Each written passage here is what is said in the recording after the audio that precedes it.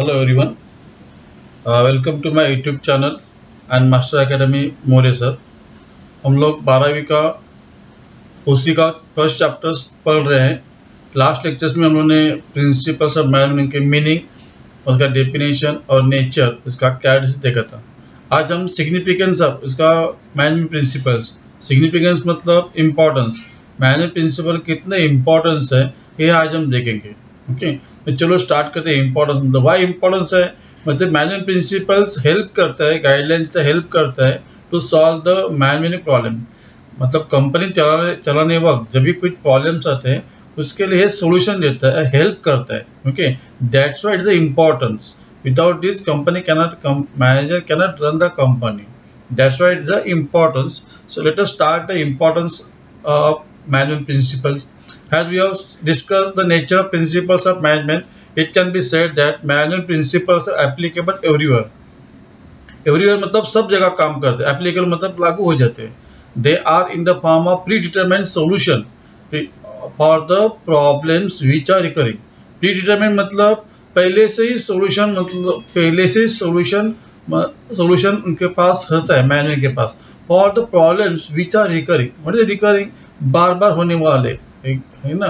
मतलब मैनेजमेंट में इनको बिजनेस में बहुत से प्रॉब्लम्स है ना, वो बार बार आते हैं। तो पहले मालूम होता है कि ये प्रॉब्लम आने वाले हैं, तो उसके वो प्रॉब्लम के लिए हम लोग सोल्यूशन भी पहला बना के रख देते। That's a pre determined solution. Okay, recurring मतलब ये प्रॉब्लम्स आने वाले हैं, तो वो प्रॉब्लम के लिए हम लोग क्या करेंगे, उसके लिए सोल्यूशन क्या रहेगा। दैट्स अ प्रीडिटरमाइंड सोल्यूशन उनके पास आता है। They are guiding the manager, so it is important for every manager to know them. They are guiding, help करता है, गाइड करता है ना। In every type of organisation और in group activities one needs to apply principle according to nature, size and requirement of the organisation. Nature मतलब उसका business किस तरह का है, मैन्युफैक्चरिंग या सर्विस है। साइज मतलब छोटा बड़ा, एंड रिक्वायरमेंट जरूरत के हिसाब से हम ये प्रिंसिपल्स हम लोग यूज करेंगे। These principles are tested and practiced worldwide for many years, है ना। ये टेस्ट की है प्रिंसिपल्स, प्रैक्टिस मतलब जब एप्लीकेबल, प्रैक्टिकल लाइफ में एप्लीकेबल किया है वर्ल्ड वाइड। हम लोग हमारे सब कंट्री में नहीं तो दुनिया में ही चेक करके दिया फॉर मेनी ईयर्स, अभी नहीं बहुत साल से, मतलब टेस्ट करने के बाद ही प्रिंसिपल बन रहे। Therefore, it is important to study the significance or importance of management principle with the help of the following facts. तो कौन कौन से इंपॉर्टेंट देखेंगे। पहले provide useful insight to managers. Insight मतलब अंदर, कंपनी के अंदर जितने भी, इंसाइट मतलब अंदर, कंपनी के अंदर जितने भी प्रॉब्लम होते हैं उनके लिए सॉल्यूशंस पहले ही तैयार रहता है। ओके, तो यह और ये यूजफुल होता है कंपनी के अंदर जो प्रॉब्लम्स है वो टैकल करने के लिए, हेल्प करने के लिए इनका हेल्प हो जाता है। और सिर्फ प्रॉब्लम टैकल नहीं होता है, उसके लिए सॉल्यूशन भी रखते हैं। The principal management helps the manager to understand the organization. Understand मतलब ऑर्गेनाइजेशन की जानकारी लेने के लिए, जानकारी मतलब प्रॉब्लम की जानकारी, क्या होने वाला है ना, कि इसके लिए हेल्प होता है। The study of the principles help to improve the understanding of the situations and problems समझने के लिए हेल्प होता है। अंडरस्टैंड मतलब समझने के लिए। It further helps to manager to find out the solution to the problems. सिर्फ प्रॉब्लम समझने के लिए नहीं रहता है, रुक जाता है, उसके आगे उनका सॉल्यूशन भी है मैनेजमेंट प्रिंसिपल देते हैं। And handle the situation.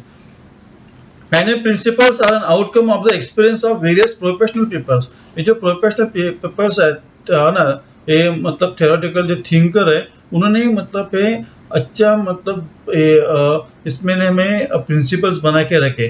The use of this principles is helping manager about a manager in which he should act in different situations. अलग अलग सिचुएशन में कैसा काम करना चाहिए, कैसा हेल्प होता है, ये प्रिंसिपल्स हमें देते हैं। अलग अलग सिचुएशन कैसे हैंडल करने का ये बताते हैं। This type of timely guidance reduce the wastage of resources. Resources waste जो होता है ना, वो कम करता है। रिड्यूसेस मतलब कम करता है। पूरा वेस्टेज हम लोग वेस्टेज नहीं रिमूव करते है ना, पूरा का पूरा वेस्टेज हम लोग नहीं निकाल सकते, लेकिन रिड्यूस करते हैं, कम करते हैं। मतलब ज्यादा से ज्यादा हमारा वेस्टेज कैसा कम हो जाए, इसके लिए हेल्प हो जाते हैं। And the goals can be achieve in appropriate manners. Appropriate मतलब अच्छी तरह से। हमारा जो गोल है, जो हमारा जो उद्देश्य है, एम है, वो हमारा अच्छी तरह से अचीव करने को हेल्प होता है। सेकेंड है helpful in efficient utilisation of resources. Efficient मतलब ज़्यादा करके, यूटिलाइजेशन मतलब यूज करने के। हमारे पास कंपनी के जितने भी रिसोर्स हैं वो ज़्यादा से ज़्यादा करके हम लोग उसका ऐसा हेल्प लेंगे और कंपनी का जो सेल्स है प्रॉफिट कैसा बढ़ाएंगे, ये इसके लिए हेल्प होते हैं। In every organization, two types of resources are used. That is the physical resource, material, machines, money, and human resources, manpower.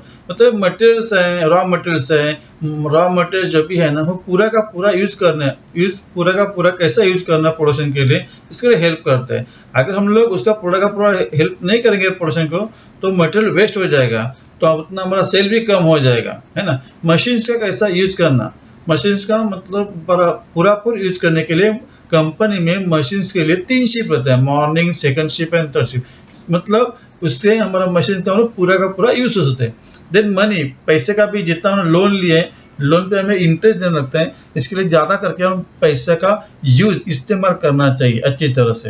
And human resources, man power, जो भी लोग हैं एम्प्लॉय है उनको सबसे काम करके लेना चाहिए, तो ये हमारा मतलब सेल्स जो ज़्यादा बढ़ेगा।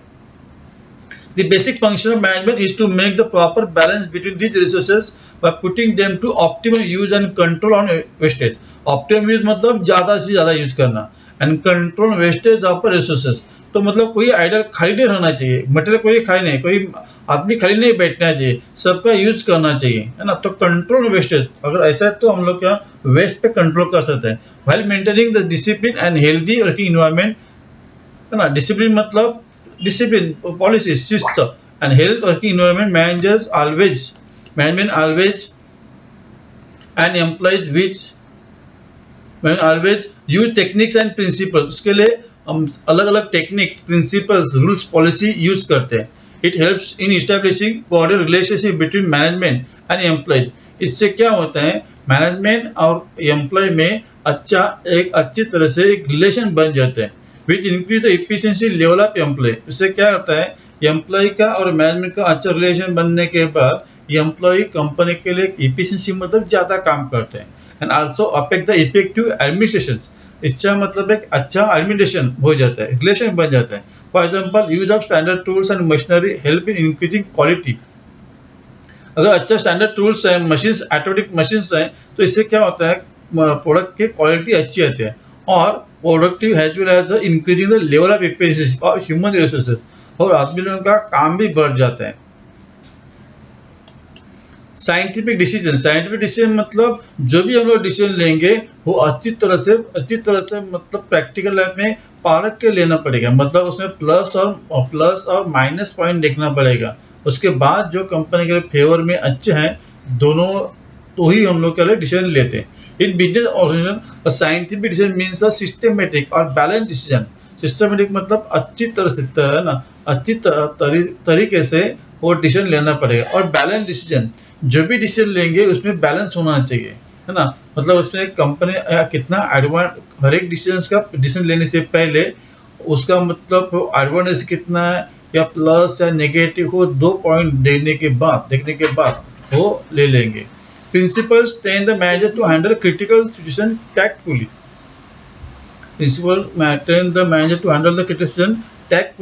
Otherwise, manager have to work always tactfully मतलब अच्छी तरह से, टेक्निकली, tactfully बराबर पर सिस्टम के हिसाब से, सिचुएशन के हिसाब से। Otherwise, manager have to work always with trial and error methods. Otherwise, अगर ऐसा प्रिंसिपल्स नहीं होता तो प्रिंसिपल बोलता है अगर ज़्यादा एम्प्लॉय ने काम करें तो उसको ज़्यादा तनख्वाह देना पड़ेगा, उसे ज़्यादा सेल हो जाएगा, ज़्यादा प्रॉफिट आ जाएगा, है ना। एम्प्लॉय ज़्यादा काम करेंगे तो सेल बढ़ जाएगा, तो प्रॉफिट भी ज़्यादा आ जाएगा। ये प्रिंसिपल्स है, फंडामेंटल ट्रूथ है।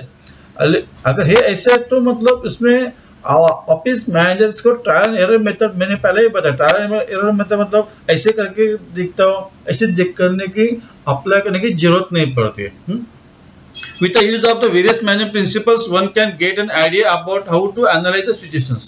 Analyze मतलब उसका डिटेल्स में सिचुएशन का मतलब पढ़ाई करना, जानकारी लेना। To search alternative options and the results. हर एक सिचुएशन में हम लोग 1-2 ऑप्शन रखते हैं, ऐसा काम करेंगे, वैसा काम करेंगे ना, और जो ऑप्शन में, एक ऑप्शन में जहाँ अच्छा प्रॉफिट और कंपनी के फेवर में, वही हम लोग लेते हैं और उसका रिजल्ट भी अच्छा आता है।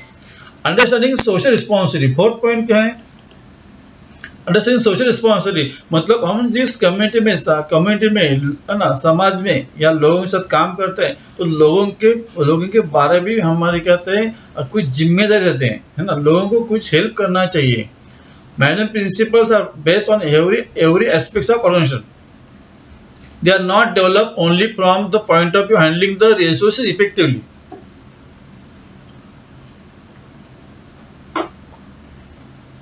सिर्फ रिसोर्सेज जो भी मटेरियल्स है रिसोर्स वो इफेक्टिवली अच्छी तरह से यूज करके रुकना नहीं चाहिए, but they guide management in understanding social responsibility of organisation. एक हमारी समाज के तरफ भी कुछ जिम्मेदारी होती है वो भी हैंडल करना चाहिए, so that they can focus on providing quality products at reasonable prices. मतलब समाज लोगों को हम लोग जो प्रोडक्ट देंगे वो प्रोडक्ट कहते हैं क्वालिटी होना चाहिए एट रीजनेबल प्राइसेस। प्राइस बराबर होना चाहिए, फेयर होना चाहिए, ज़्यादा भी नहीं होना चाहिए, कम भी नहीं होना चाहिए। It is fair to both. Quality product में अच्छा रॉ मटेरियल जो यूज करेंगे अच्छा होना चाहिए। Avoiding artificial monopolistic situations in market, सिर्फ वही मार्केट में होना चाहिए, इसके लिए कोई मोनोपोलिस्टिक सिचुएशंस कुछ गलत रास्ता नहीं अपनाना चाहिए। फेयर कॉम्पिटिशन होना चाहिए, फेयर रेम्यूनरेशंस, है ना, जो प्राइस है वो प्राइस अच्छा होना चाहिए, बड़ा होना चाहिए।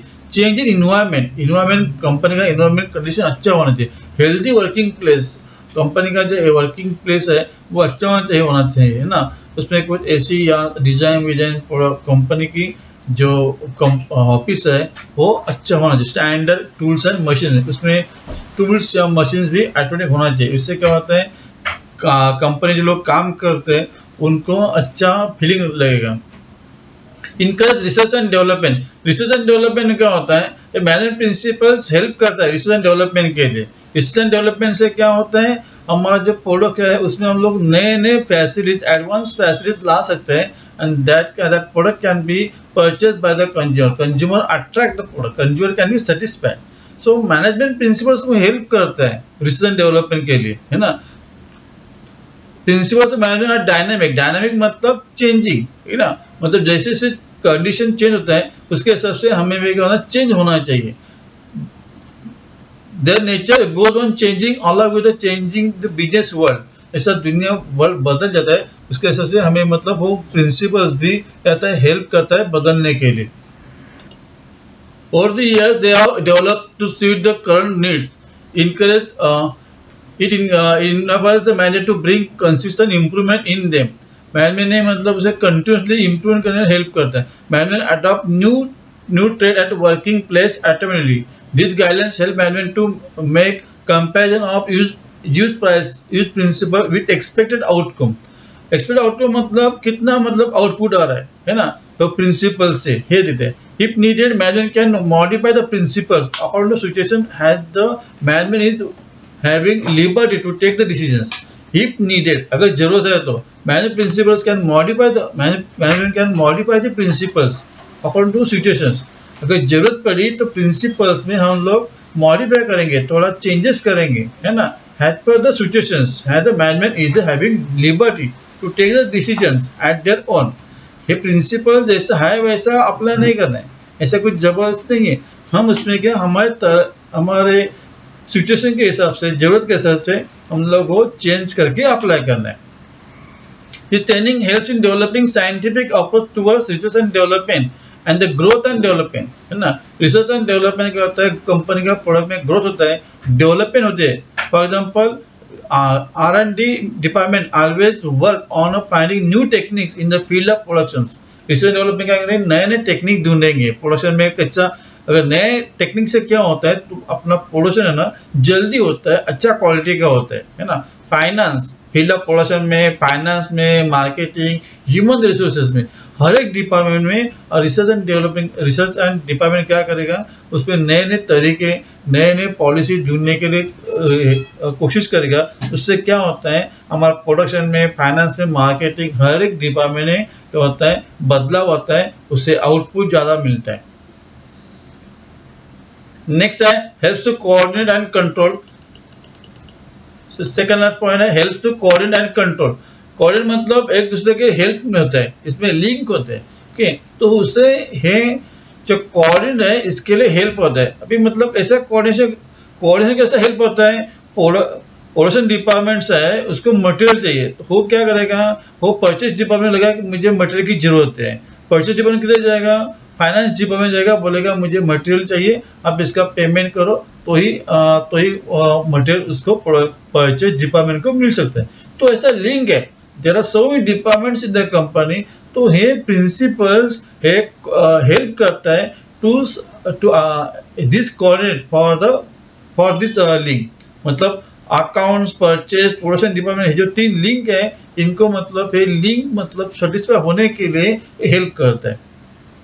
Management principles are the guidelines for the better coordination and control, है ना। कोऑर्डिनेशन होता है, कोऑर्डिनेशन में तो नॉट अ कोऑपरेशन, कोऑर्डिनेशन जो लिंक है वो लिंक सेटिस्फाई होता है तो ही तुम्हारा काम पूरा का पूरा हो सकता है। एंड कंट्रोल, और कोई मतलब चीज गलत ना हो जिसके लिए कंट्रोल होता है। It is a very challenging to create coordination and a cooperation among different employees working in different departments, है ना। अलग अलग कंपनी में अलग अलग डिपार्टमेंट्स हैं, तो हर एक डिपार्टमेंट्स एक दूसरे को हेल्प करना चाहिए, तो ही कहता है तो ही कंपनी अच्छी तरह से चलेगी। इसके लिए ये हेल्प करने के लिए, एक दूसरे को हेल्प करने के लिए प्रिंसिपल्स हमें हेल्प करते हैं। It is also difficult task for manager to keep control on the performance of the employees. Manager को कंट्रोल करना पड़ेगा हर एक का परफॉर्मेंस पे, तो प्रिंसिपल्स हेल्प करते हैं how to control the employ in different departments. Management principles offer suitable system while establishing coordination and control. Management मतलब एक सुटेबल सिस्टम, अच्छी तरह सिस्टम करता है, हेल्प करता है मैनेजमेंट प्रिंसिपल्स मैनेजमेंट को। लास्ट पॉइंट है डेवलप ऑब्जेक्टिव अप्रोच। इसमें क्या होता है, ऑब्जेक्टिव अप्रोच में क्या होता है, हमारा जो ऑब्जेक्टिव है उसमें बदलाव ना, मतलब डेवलप होने के लिए, आसान होने के लिए प्रिंसिपल हेल्प करता है। जो भी हमारा जो ऑब्जेक्टिव है कंपनी का, वो ऑब्जेक्टिव कैसा मतलब हासिल करना, कैसा अचीव करना, आसानी से कैसा अचीव करना, उसके लिए प्रिंसिपल्स हेल्प करता है। With the help of various principles of management one can develop an objective approach.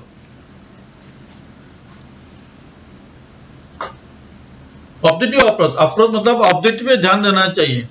हमारा अप्रोच क्या होना चाहिए, हमारा जो कंपनी का एम है उस पर ज्यादा करके ध्यान देना चाहिए। जो भी प्रॉफिट है, सेल्स हो, कैसा ज्यादा बढ़ेगा उस पर ध्यान होना चाहिए। इसके लिए प्रिंसिपल सेल्स होता है। Managers can identify the business opportunity. Identify मतलब हमें मतलब पहचानने के लिए हेल्प करता है ना, ढूंढने के लिए हेल्प करता है। बिजनेस अपॉर्चुनिटी, मार्केट में बिजनेस की अपॉर्चुनिटी है उसके लिए कैसे आइडेंटिफाई करना, इसके लिए हेल्प करते हैं। Root causes of the problem के रूट में जाता है, प्रॉब्लम के जड़ में जाता है ना, और मतलब वो जो मेन रीजन क्या है उसमें in a correct manner and can provide appropriate solution on it, और अच्छा सॉल्यूशन भी मिल जाता है। It builds confidence in the minds of managers. इससे क्या होता है, मैनेजर्स के माइंड में कॉन्फिडेंस आ जाता है। नेक्स्ट कंसेप्ट है थ्योरीज ऑफ मैनेजमेंट। थ्योरीज मतलब ऐसे बहुत से साइंटिस्ट, बहुत से मतलब जो हमारे है मैनेजर लोग या प्रोफेशनल लोग हैं, उन्होंने इस पे रिसर्च करके कुछ हमें थ्योरी बना के रखा है। ये थ्योरी से क्या है, जो थ्योरी जो बोलते हैं प्रिंसिपल बोलते हैं। ये प्रिंसिपल्स हमें हेल्प करता है how to manage the business, how to run the company. Company कैसा चलना है, अगर कंपनी चलाने का है, मैनेज करने का है, तो हे उन्होंने मतलब अपना आइडिया जो भी रूल्स या प्रिंसिपल्स या बना के रखे, उससे हमें क्या होता है, हेल्प हो जाता है। ओके, तो there are so many scientist या थियोरिटिकल, उनका नाम इधर हम लोग कौन कौन देखेंगे। Management theories are the set of general rules that guide the managers to manage an organization. ना theories है, उससे हेल्प होता है। Theories are the explanation to assist employees to effectively relate to the business goal. Employee को भी काम करने के लिए हेल्प होता है। Implement the effective means to achieve the same. Effective means मतलब कुछ मीडिया माध्यम, कोई टूल्स, इसके लिए अच्छा टूल्स हमें या अच्छा टेक्निक यूज करना पड़ता है। Various management thinkers ना सोचने वाले, उन्हें जो सोच समझ के किए। Various management thinkers have introduced theories which are based on different approaches. उनके अलग अलग अप्रोच पे उन्होंने एक थ्योरी बना के रखा है। Management thinkers such as Frederick Winslow Taylor, Elton Mayo, है ना, Henry Fayol etcetera have introduced the theories which are based on different approaches.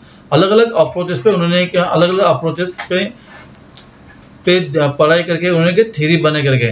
These theories are applicable in all types of organization. हर एक company में हो applicable होता है। With appropriate modification, every manager can use these theories by adding some innovative techniques. With appropriate modification, है ना। अगर अच्छी तरह से उसमें मॉडिफिकेशन चेंज करके every managers can use this principles, every managers can use this principles by adding some innovative techniques and strategy. इसमें कोई अच्छा, है ना, खुद इनोवेटिव मतलब खुद रिसर्च करना, खुद नया ढूंढ के टेक्निक है हम लोग ऐड कर सकते हैं। It means these old theories are the basis of modern management theory.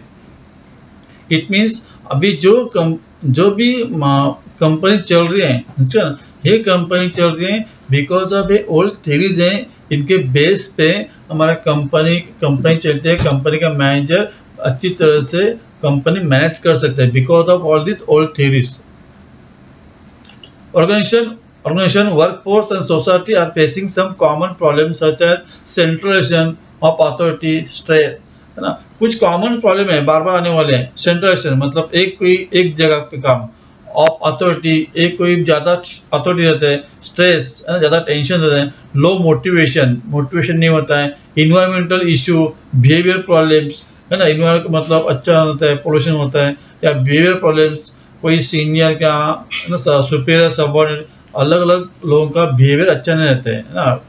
तो उनका हेल्थ प्रॉब्लम, किसी का कंपनी में हेल्थ का प्रॉब्लम होता है, वर्क लाइफ बैलेंस, है ना, काम करना या घर चलना, इसमें बराबर बैलेंस नहीं होता है। Accountability, theories of management dependably provide solution in such issue to the management people. तो ऐसे जितने प्रॉब्लम्स हैं वो प्रॉब्लम सॉल्व करने के लिए जो मैनेजमेंट थ्योरी है वो हेल्प करते हैं। तो नेक्स्ट कंसेप्ट जो है इंपॉर्टेंट कंसेप्ट है प्रिंसिपल से मैनेजमेंट का चैप्टर्स का, Henri Fayol administrative theory of management. Henri Fayol कौन था? हेनरी पेवल मतलब एक फ्रेंच माइनिंग कंपनी में इंजीनियर था। उसने बहुत से हार्ड वर्क करके जब काम करता था तो उन्होंने बहुत सा ऑब्जर्वेशन किया, रिसर्च किया, और रिसर्च करने के बाद उसने ऐसे कुछ प्रिंसिपल बना के रखे, कुछ पॉलिसी बना के रखे, वो कंपनी के लिए, कंपनी मैनेज करने के लिए हेल्प होते हैं ना। इसके लिए ये जो प्रिंसिपल्स है, इसके लिए मतलब वो कंपनी जो मैनेज करते हैं वो कंपनी हेल्प होता है इसका, ठीक है। चलो देखेंगे हेनरी पेवल के बारे में। हेनरी पेवल 1841 टू 1920 पर हे का पीरियड था, और द फ्रेंच माइनिंग इंजीनियर, वो French mining who turn leading industries. वो किधर काम करता था? फ्रेंच माइनिंग, है ना, फ्रेंच माइनिंग इंजीनियर में था। वो turn the leading industries as a successful manager. He started his career on a mining engineer in a French mining company and rose to the position of chief managing directors. देखो इसके मतलब काम करने के बाद क्या होता है, उसने मतलब अच्छा एक नॉर्मल इंजीनियर था, उसने इतना काम किया तो कंपनी का मैनेजिंग डायरेक्टर बन गया। क्यों? उसका hard work. After conducting many experiments and observation, many experiment मतलब उन्हें रिसर्च किया, एक्सपेरिमेंट किया, और उससे क्या होता है, उसने क्या देखो observation propose 14 principles of management. Propose जिक्र किया, है ना, बना के रखा 14 principle management which are explain in famous books general and industrialist admission. उसने बुक्स में पब्लिश किया 14 principle. Due to this contribution in development of management thoughts he is called as the father of modern management. Father of modern management मतलब आज की जो management चलती है, आज की जो कंपनी चलती है, आज का जितना भी कंपनी चलते हैं वो कंपनी इसके प्रिंसिपल्स के बेस पे चलती है। इसके प्रिंसिपल्स का हेल्प करता है कंपनी के मैनेजर कंपनी चलाने को। अदरवाइज आज का जो कंपनी है मॉडर्न मैनेजमेंट कंपनी चल नहीं सकती। Pevel suggested 14 principles of management. These statements serve as a guidelines for decision making and management actions. Decision मतलब है ना, डिसीजन लेने के लिए और मैनेजमेंट को करने के लिए इसका हेल्प होता है। 14 प्रिंसिपल्स आर समराइज। कौन कौन से प्रिंसिपल्स है देखो, आज हम लोग एक दो प्रिंसिपल खत्म करेंगे और आज लेक्चर सीधा स्टॉप करेंगे। पहला प्रिंसिपल्स है प्रिंसिपल ऑफ डिवीजन। पहला है प्रिंसिपल्स है principle of division of work, है ना। डिवीजन मतलब काम, डिवीजन मतलब बांटना, काम को डिवाइड करते, और डिवाइड करने के बाद हम लोग जो हर एक काम के लिए एक्सपीरियंस पर्सन्स को अपॉइंट करते, वही मतलब वो काम अच्छी तरह से कर सकते हैं। कोई डॉक्टर्स को हम लोग अकाउंट्स का काम नहीं देते, और अकाउंट्स वाले को पेशेंट को चेक करने का काम नहीं देते, है ना, तो वो नहीं हो सकता। दैट्स व्हाई वर्क हम लोग डिवाइड करते हैं और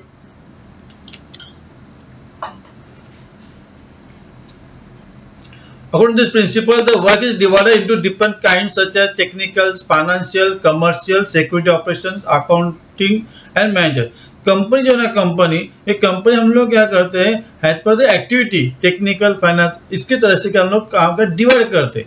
it is assign to employ as per the qualities and capabilities.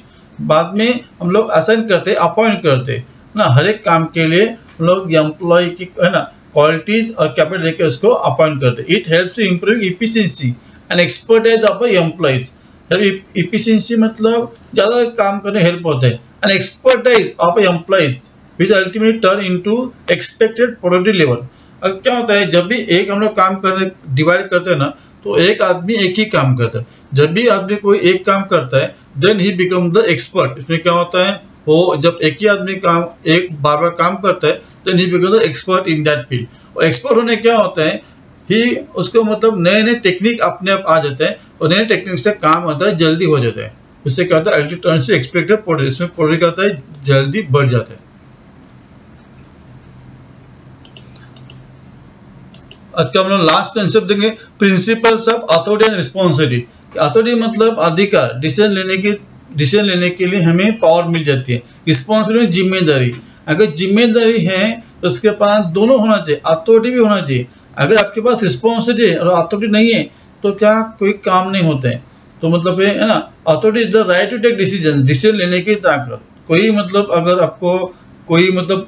आपको काम दिए तो अथॉरिटी मतलब डिसीजन लेने का, मतलब कोई प्रोडक्ट परचेस करने का है तो आपके हिसाब से आप परचेस करना चाहिए.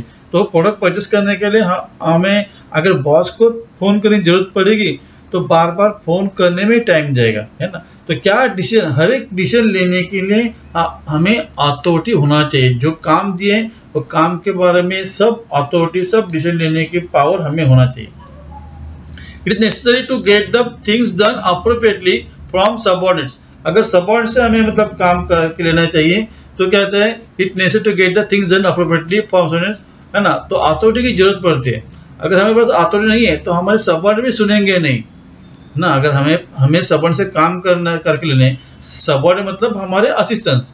अगर हम लोग हमारे डायरेक्टर्स ने, कंपनी के ओनर ने बोला है कि आप सबऑर्डिनेट को, सीनियर को अपने असिस्टेंट को कुछ डांटने का नहीं, कुछ बोलने का नहीं, तो काम करेंगे क्या, नहीं काम करेंगे.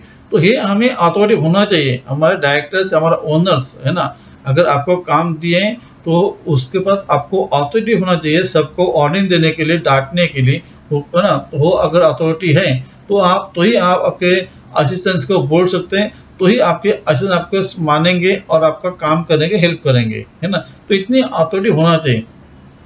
Authority always come with responsibility, है ना. दोनों होना चाहिए, दोनों एक साथ होना चाहिए. तो ही तो एक नहीं है दूसरा काम नहीं होते हैं. If the manager is given the authority to complete a task within the given time, he should. अगर मैनेजर ने आपको कुछ काम दिया, टास्क मतलब काम, विद इन गिवन टाइम, ये टाइम में होना चाहिए. He should be held responsible if he does not complete the work in given time. अगर वो उतने टाइम से नहीं हो रहे, then that person will be held responsible. तो मैनेजर उसको रिस्पॉन्सिबल लेते हैं. Manager should have proper authority to take a manager decision on his own in respect of the goal. और वो मतलब खुद देना चाहिए डिसीजंस. अब जो उसको जिम्मेदारी दिए, जिम्मेदारी के बारे में या कुछ हो प्रोडक्शन करने, कुछ काम के बारे में जितने भी डिसीजंस हैं, वो डिसीजन लेने के लिए उसमें हो उतना अथॉरिटी होना चाहिए, नहीं तो काम नहीं चलेगा, है ना. मतलब जिम्मेदारी है तो जिम्मेदारी के साथ अथॉरिटी, अधिकार भी होना चाहिए. दोनों होना चाहिए. एक है, एक नहीं तो काम नहीं चलेगा. Thank you. प्लीज मेरे चैनल को सब्सक्राइब करो, वीडियो को लाइक करो, शेयर करो. Okay, thank you.